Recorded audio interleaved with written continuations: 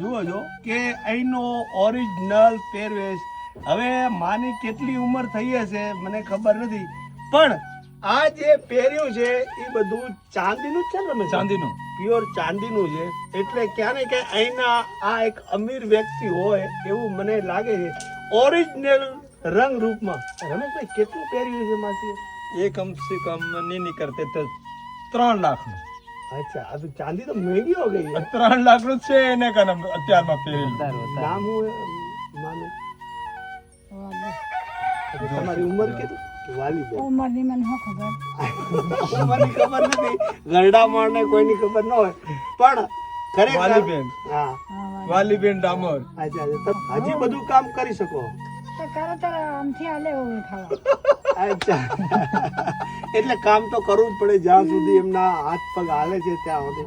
ની તો કામ બહુ- કરે તો ની કામ કરે તો બીમાર થઈ જવાય. એટલે ના થઈ જાય. આ કેટલી આ ચાંદીની કેટલી જૂની હશે તો રમેશભાઈ? રમે છે તો કોણ છે?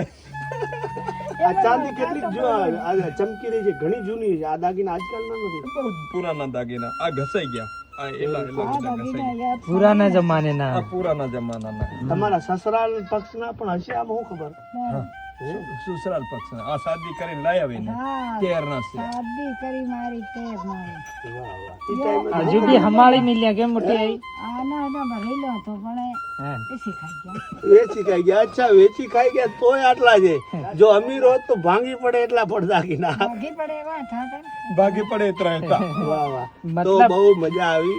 અને અહીંયા ભાઈ આ ચિત્ર જોવા માટે લાખનો ખર્ચો કરવો આ માનું દર્શન કરવા મળ્યું એટલું બધું ઘણું છે.